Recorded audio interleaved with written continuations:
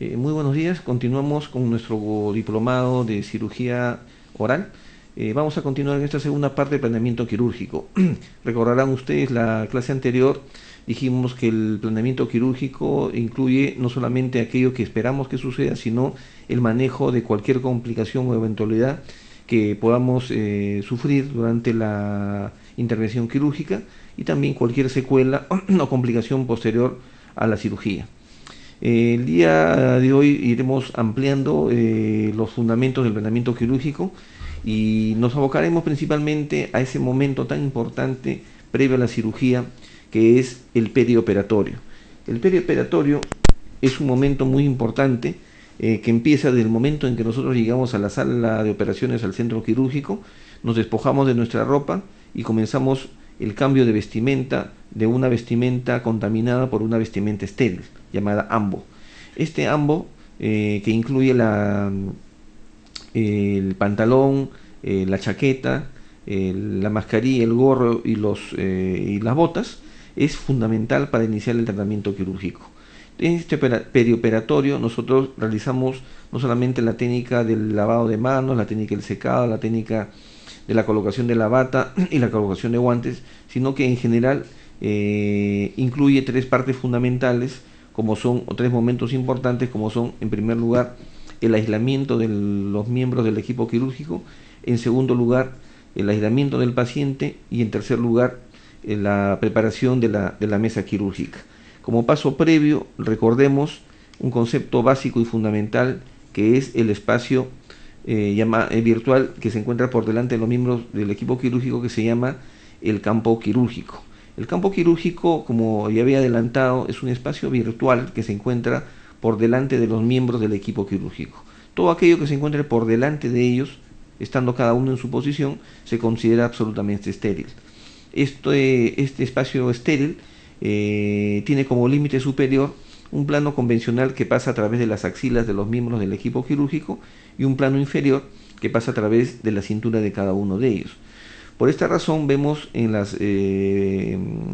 visualizaciones, videos, en sala de operaciones, que los miembros del equipo quirúrgico, es decir, el cirujano y sus ayudantes, nunca bajan la mano por debajo de la cintura, ni tampoco la levantan por encima de sus axilas. El límite extremo, contrario a la cabeza del paciente,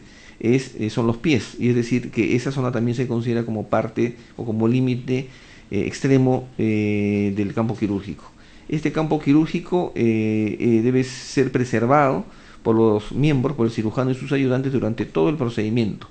Y para ello deben primero de aislarse, es decir, de lavarse, de vestirse, colocarse el ropaje, la ropa respectiva, para luego recién comenzar a trabajar única y exclusivamente con material absolutamente estéril. Los ayudantes que se encuentran por fuera de este espacio no necesariamente se encuentran vestidos apropiadamente para la cirugía con mandilón, con mascarilla y con guantes estériles, sino que se encuentran alrededor y no forman parte del equipo quirúrgico directamente y se les conoce con el nombre de ayudantes externos, circulantes o volantes. Dentro de este campo quirúrgico tenemos una zona muy exclusiva, que es la zona en la cual nosotros vamos a realizar la cirugía, que en este caso se denomina zona operatoria. La zona operatoria, en el caso de la odontología, es un espacio que está limitado por la parte más alta de la nariz, por los ángulos goníacos y por el mentón. Ese es el espacio que se conoce con el nombre de zona operatoria, distinguiendo lo que es la zona operatoria de lo que es el campo quirúrgico. Para realizar un tratamiento quirúrgico, tenemos dentro del planeamiento del mismo nombre, es decir, planeamiento quirúrgico, debemos de tener en cuenta que todas las cirugías orales o cirugías bucales no tienen la misma envergadura. Hemos realizado una clasificación de los procedimientos quirúrgicos locales de acuerdo a su complejidad, tomando como referencia, por ejemplo, la necesidad de hacer o no colgajos, la necesidad de hacer o no osteotomía o odontosección, y también el tiempo operatorio, que es fundamental. Es así que los tratamientos de baja complejidad incluyen aquellos que no requieren en absoluto de un colgajo. Esto es una exodoncia simple, por ejemplo, en el cual nosotros no necesariamente tenemos que hacer una cirugía. Ese procedimiento usualmente no dura más de 10 o 15 minutos y produce un trauma bastante pequeño. En el caso de las cirugías de mediana complejidad son aquellas que ya requieren de colgajo, pero no necesariamente de una osteotomía, y el procedimiento quirúrgico tampoco pasa excepcionalmente de 30 minutos en manos expertas, como por ejemplo sucede con las exodoncias seriadas o con las alveolotomías correctoras o con las famosas frenectomías. Situación distinta son aquellos de alta complejidad o complejidad 3, en las cuales necesariamente debemos de recurrir al colgajo, a la osteotomía, y si es la cirugía relacionada con la extracción de un diente retenido, pues hablaremos también de una odontosección. Este procedimiento puede durar entre 40 minutos y una hora o minutos más en manos expertas, y conlleva pues a un dolor mucho más severo, dentro de los cuales se encuentra, para quienes hacen investigación, el llamado modelo del dolor dental, que vamos a explicar más adelante. Dentro de los tratamientos de muy alta complejidad ya se encuentran aquellos en los cuales la cirugía toma pues más de una hora, aquella en la, por ejemplo, la exodoncia de caninos retenidos en el paladar, dientes retenidos en el mentón, dientes cercanos al seno maxilar. Aquí incluimos cirugías que demandan el uso de por lo menos 4 o 5 cartuchos, como un levantamiento de seno maxilar, una operación de Calvo-Luc, o por ejemplo cirugías en las cuales hacemos el abordaje en 2 zonas operatorias a la vez, como cuando realizamos un injerto de tejidos blandos, o cuando realizamos más aún un injerto de hueso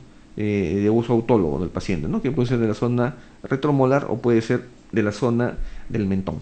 Entonces cada una de estas cirugías conllevan a una mayor magnitud, progresivamente hablando, de la intensidad del daño, y por lo tanto tenemos que prever que habrá mayor edema, mayor intensidad de dolor, y en algunos casos también mayor la habilidad a desarrollar infecciones postoperatorias en nuestro paciente. Aquí, por ejemplo, vemos un caso muy simple, ¿no?, en la fotografía de arriba, en la cual hay un incisivo central superior que no ha hecho erupción. No existe ninguna traba mecánica excepto el grosor de la encía, la fibrosis de la encía. Entonces una pequeña incisión de complejidad 1 será suficiente para resolver este problema. Aquí vemos una cirugía de complejidad 2, una alveolotomía correctora, llamada también alveoloplastía, en donde hemos tenido que realizar necesariamente un colgajo y hemos debido de remodelar levemente el reborde alveolar. En este otro caso vemos en el segmento de panorámica que se ha realizado la extracción de este tercer molar. Sin embargo, este tercer molar presenta las raíces en forma de alicate, es decir, con doble dilaceración, y para ello la pieza se tuvo que fracturar o se fracturó durante el procedimiento, y tenía necesariamente que hacerse teníamos que hacer un colgajo, una osteotomía y una odontosección eventualmente. Estamos hablando aquí de una complejidad grado 3. Aquí también una pisectomía, que cada vez se van haciendo menos en la práctica clínica, donde también los parámetros corresponden a una cirugía de complejidad 3 o de alta complejidad. De manera similar, colocar un implante unitario conlleva a una cirugía de baja complejidad o mediana complejidad, dependiendo si hacemos o no hacemos un colgajo.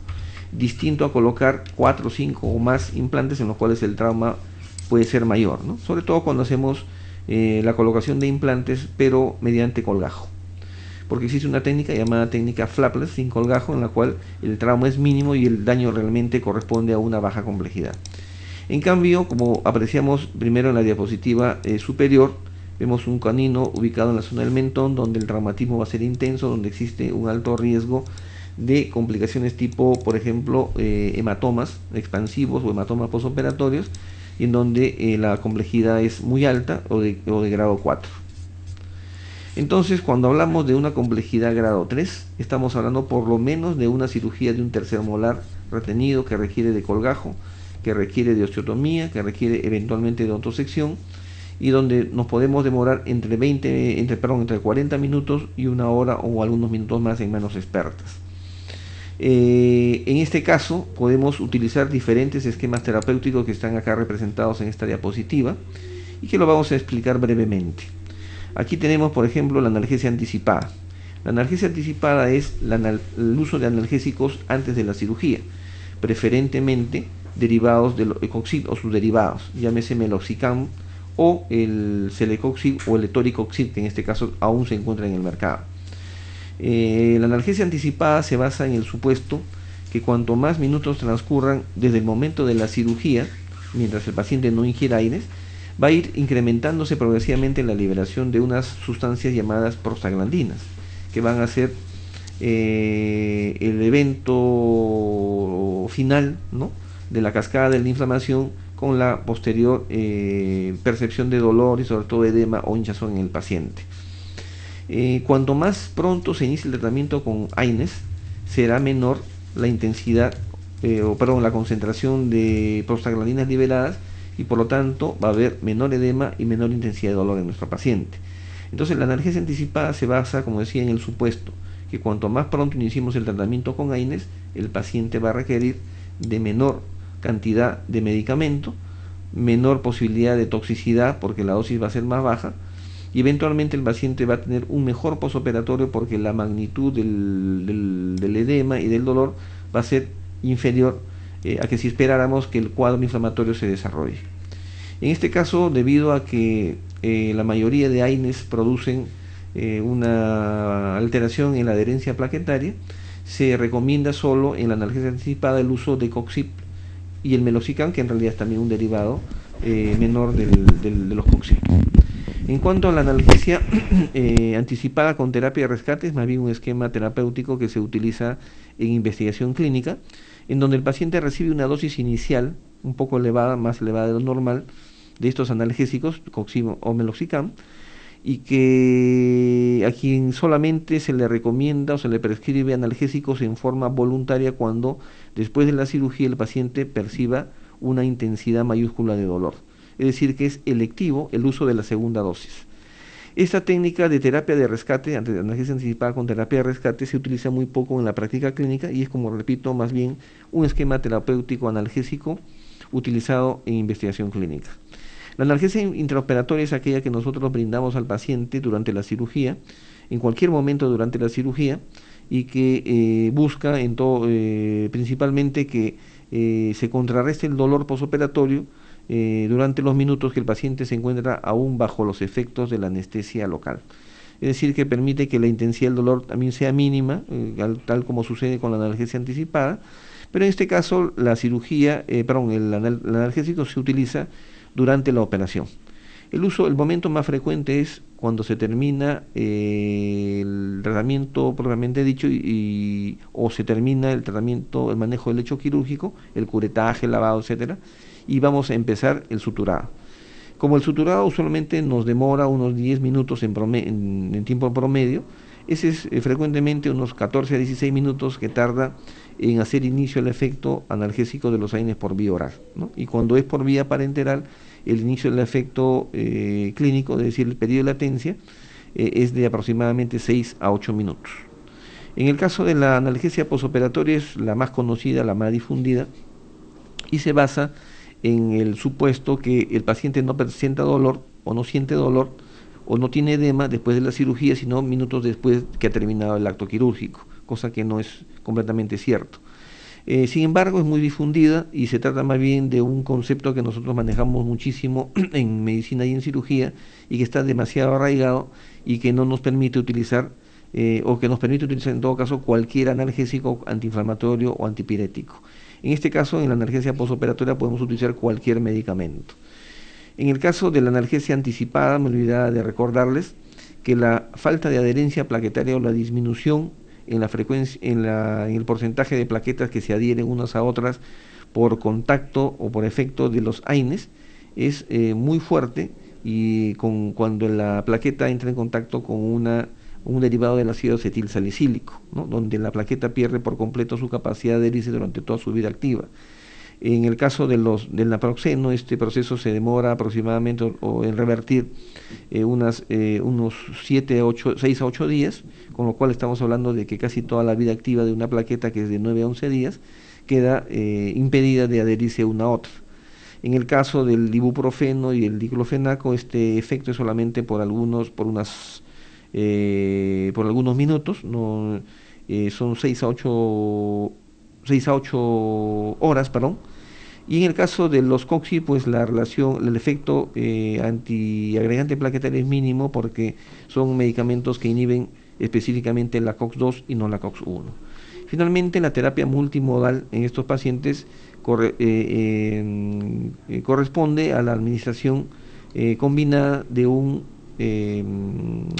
analgésico de acción central, un opioide,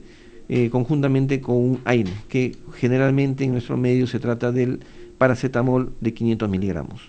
Esta combinación que ya viene en el mercado, no voy a mencionar marcas porque todas son iguales, exactamente viene en la misma concentración, es decir, son 37.5 miligramos de tramadol con 500 miligramos de paracetamol.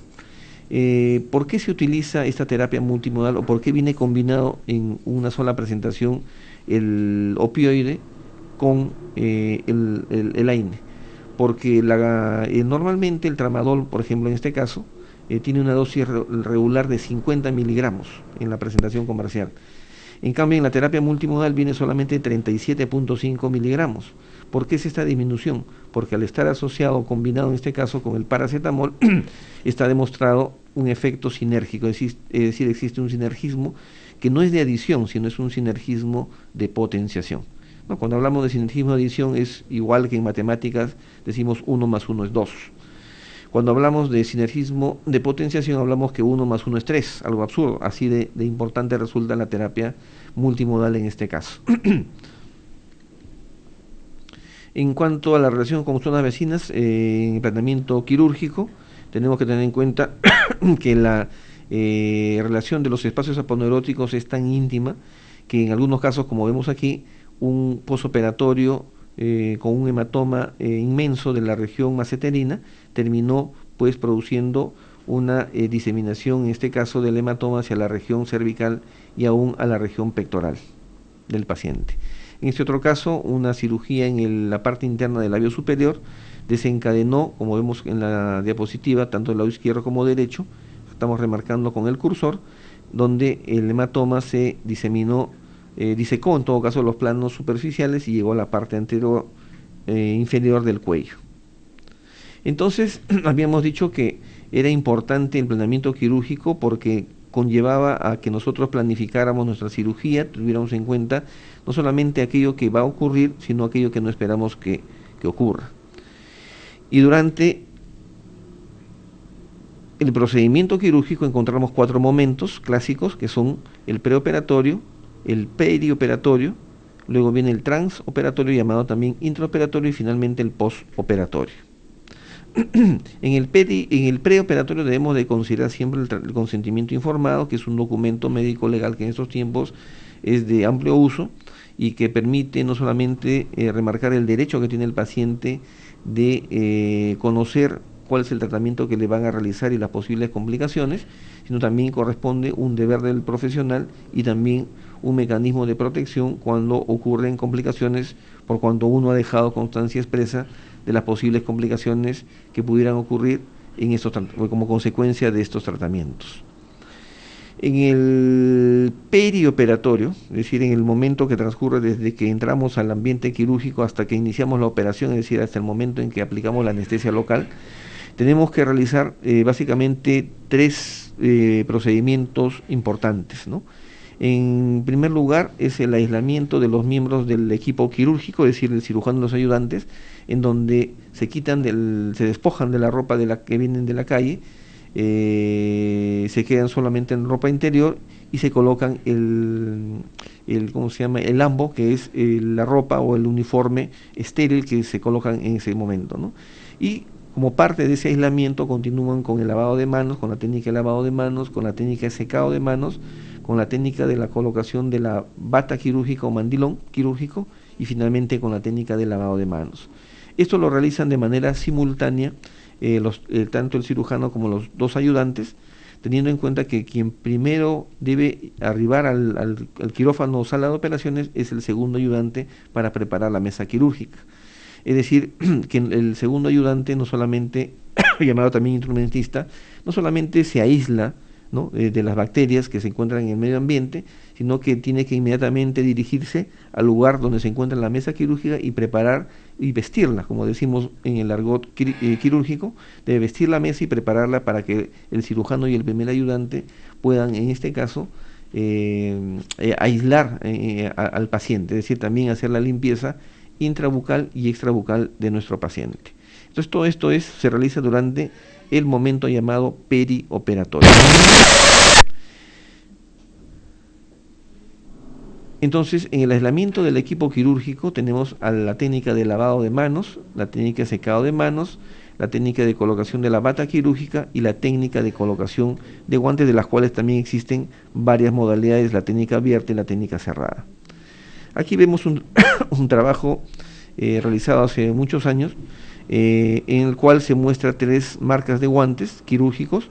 que se supone deben conservar, guardar todas las condiciones o tener las propiedades o características ideales para evitar que se rompan durante la cirugía y puedan producir una contaminación del paciente al cirujano o del cirujano hacia el paciente, ¿no? Arriba a la mano izquierda vemos una marca de muy poca calidad, ¿no?, en la cual se ve una digitación, una zona en que el guante está sumamente adelgazado. En la parte superior derecha vemos otra marca de guante en la cual presenta mucha mayor cantidad de digitaciones, mientras que en el guante, en el corte histológico por microscopía electrónica de barrido de la parte inferior, vemos una marca de guante de mejor calidad donde a una magnificación de 200x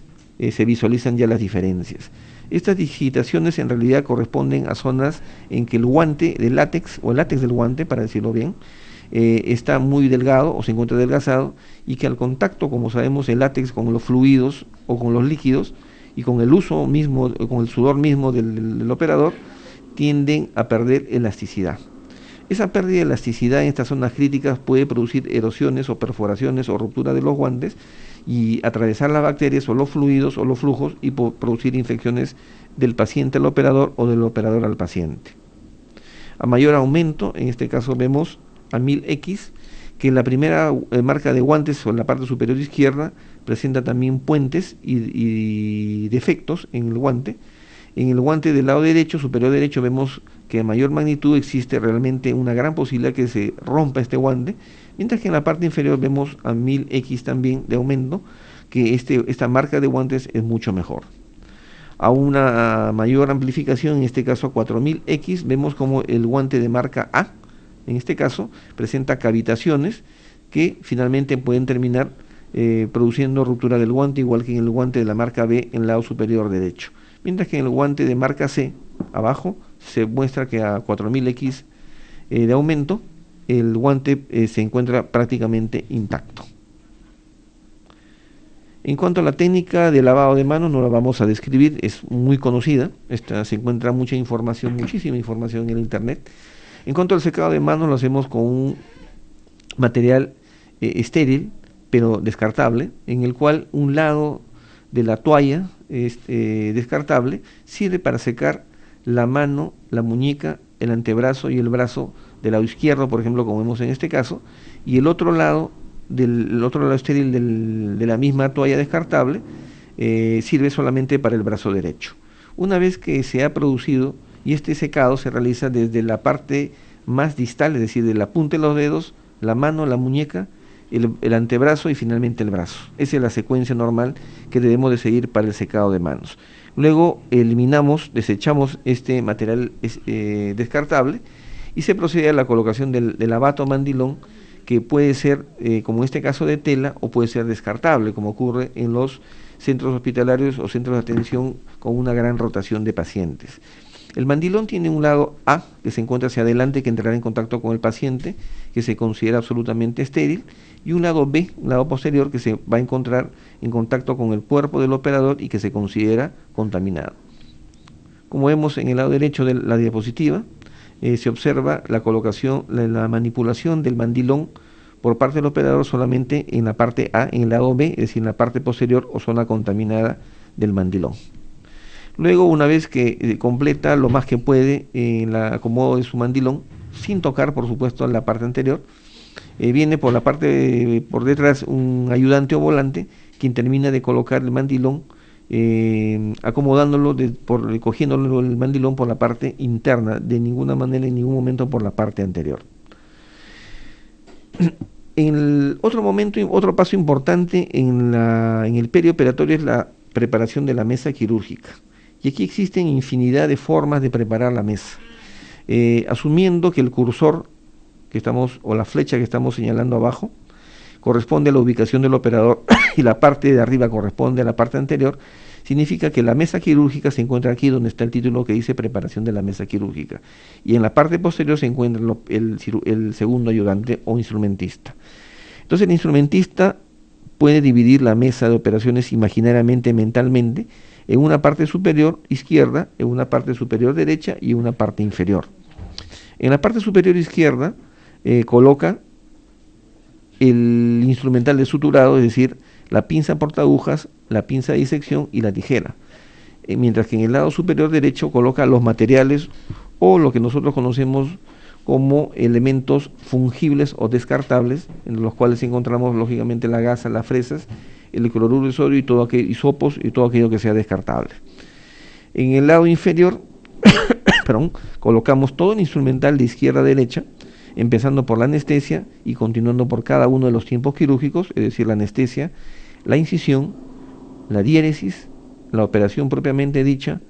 y el tratamiento del lecho quirúrgico, ¿no? Que corresponde en este caso al curetaje, corresponde al lavado de la cavidad o corresponde al limado del hueso o algún tipo de manipulación final, colocación de membranas, por ejemplo, de protección o aislamiento o cualquier tipo de procedimiento similar después de haber concluido el procedimiento quirúrgico de fondo. Y finalmente el suturado, que no está acá, porque lógicamente el instrumental de suturado se reserva en la parte superior izquierda. Solo se considera estéril la mesa hasta sus bordes, es decir, no debe haber ningún instrumento que quede por fuera de la mesa. También hay que recordar que cuando utilizamos sustancias, soluciones líquidas, debemos de rociar, en este caso por parte del volante que no está con ropa estéril, debe de depositar la solución desde una altura de 10 a 15 centímetros en promedio para evitar salpicar las secreciones a los miembros del equipo quirúrgico, o no colocar la mano por debajo de esta medida de 10 a 15 centímetros porque puede contaminar la mesa quirúrgica y su contenido. Teníamos entonces el aislamiento de los miembros del equipo quirúrgico, que ya hemos hablado de las técnicas, habíamos hablado también de la preparación de la mesa quirúrgica y finalmente entramos al aislamiento del paciente. En este caso el paciente debe también despojarse de sus ropas de la calle, colocarse el mandilón estéril, la gorra y las botas estériles e ingresar de esa forma a la sala de operaciones. Inmediatamente debe realizar un colutorio con un antiséptico bucal, que generalmente, como vemos aquí en la diapositiva, se trata de cationes, caso de la clorhexidina, que está mundialmente difundida, el uso del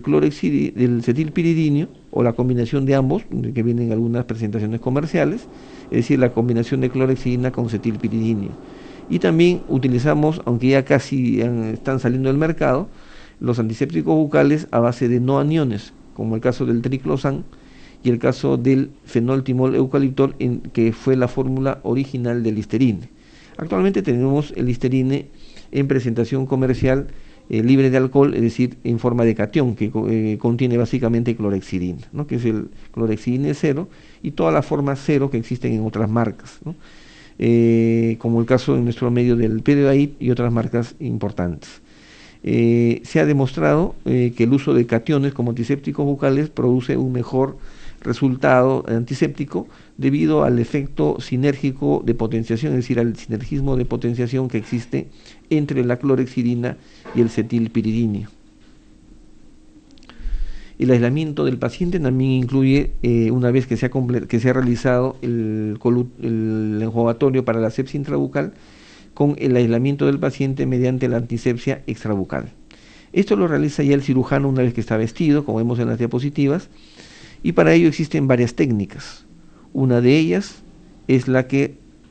está representada aquí, en donde se empieza con una limpieza con una solución de yodopovidona o similar, puede ser clorhexidina también solución para antisepsia extrabucal, en este caso bajo la forma de espuma, que es más recomendable, y se va realizando la limpieza desde la línea media hacia las comisuras, tanto en el labio superior como en el labio inferior. Es decir, de tal manera que estemos dibujando de alguna manera o pintando de alguna manera un bigote al paciente y luego después una barba. Siempre la gasa dirige la solución de la parte central a la parte periférica, de la línea media hacia afuera, de la línea media hacia la comisura. Luego eliminamos esta gasa y con una nueva gasa, también embebida en una solución de clorhexidina o una solución de iodopovidona, se completa la limpieza del resto de la cara con movimientos centrífugos, es decir, desde la parte, haciendo movimientos circulares del centro de la boca hacia la parte periférica, hasta limpiar finalmente, como dije al inicio,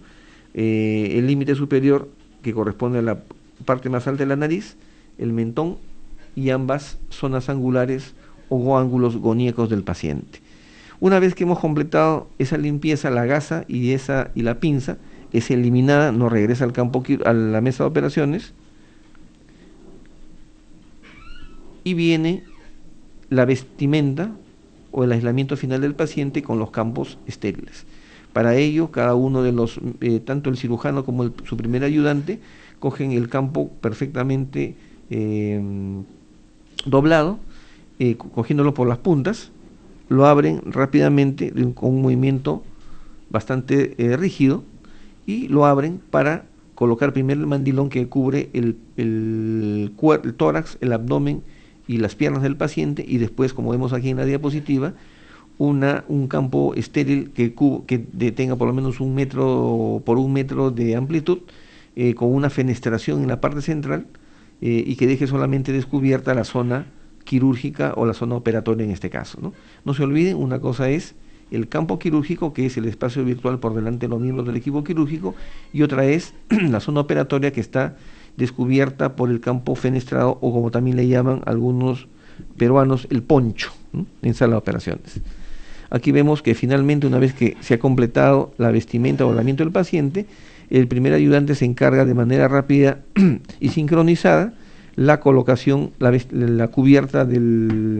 con mangas estériles, tanto de la manguera de succión, la cánula de succión, como el equipo de baja velocidad o el piezoeléctrico, si contaran en su clínica o en su centro de atención quirúrgico con un piezoeléctrico. En otros casos se utiliza una manguera descartable de látex, que se esteriliza previamente y que se coloca directamente sobre la zona quirúrgica. El tiempo nos ha sido ingrato, sin embargo este tema de planeamiento quirúrgico es muy interesante. No nos olvidemos que la cirugía oral es parte de nuestra vida diaria como odontólogos, y que en todo momento debemos de preservar las medidas de bioseguridad, sea cual fuese el procedimiento quirúrgico, ya que el paciente tiene el derecho de ser atendido correctamente, y nosotros tenemos el deber de hacer el tratamiento quirúrgico en las mejores condiciones posibles. Solamente recordar finalmente, o contestar a un par de preguntas que nos hicieran vía correo electrónico en la clase anterior, en la cual uno de nuestros colegas nos preguntaba si el uso de soluciones para la limpieza del paciente debe ser exclusivamente a base de iodopovidona, y cuáles son los efectos de esta iodopovidona sobre la envoltura de los cartuchos de anestesia. Bueno, la respuesta es muy simple. Existen trabajos de investigación, uno de ellos de la doctora Vilches, la doctora Linda Vilches, la cual depositó, por ejemplo, el cartucho de anestesia en varias soluciones, en clorhexidina, en alcohol etílico, en iodopovidona, en alcohol yodado, y después de algunos minutos el cartucho fue enjuagado con una solución estéril de agua destilada y finalmente introducida a una solución de azul de metileno, ¿no? En este caso, después se observó la filtración del azul de metileno y se comprobó pues que las sustancias alcohólicas con contenido de alcohol producen un deterioro del cartucho de anestesia y puede producir microfiltración tanto de gases como de bacterias, si en caso nosotros no utilizáramos esos cartuchos inmediatamente. Entonces el mensaje es que los cartuchos de anestesia que depositemos en una solución desinfectante para la cirugía, si acaso no los utilizamos, en ese momento debemos de descartarlos, porque corremos un alto riesgo que se produzca una filtración de gases, de líquidos o aún peor, de bacterias. Y la otra pregunta se refería a que si debemos de contar en nuestra consulta, en nuestro consultorio particular, necesariamente todo el ropaje, toda la vestimenta y todas las condiciones ideales que estamos mostrando en la diapositiva. La respuesta es que independientemente que tengamos una lámpara cialítica, se llama, ¿no?, como la que se muestra en la diapositiva, o tengamos una lámpara de nuestro consultorio, de nuestra unidad dental, sea que estemos en una sala de operaciones con un equipo sofisticado de succión, no debemos dejar de tener también nosotros un equipo de succión por lo menos simple y que no que sea distinto al de la succión del equipo de la unidad dental, porque debemos de tener un control de los fluidos del paciente para saber cuánto de volumen de sangre está perdiendo nuestro paciente y cuánto de agua destilada o de cloruro de sodio estamos utilizando durante la cirugía que han sido aspirados en el frasco. Si no tenemos un frasco que es parte de un equipo de succión independiente de la unidad dental, el paciente puede estar perdiendo grandes volúmenes de sangre y como estos van al equipo de succión de la unidad dental, simplemente no nos damos cuenta que el paciente ha perdido fluidos y puede entrar en cualquier momento en un estado de shock hipovolémico. Entonces, contestadas nuestras preguntas, nos vemos la próxima semana con otro tema muy interesante, el cual también será motivo para introducirnos al campo de la cirugía. En este caso, los invitamos a conversar la próxima semana sobre el manejo quirúrgico de los dientes retenidos.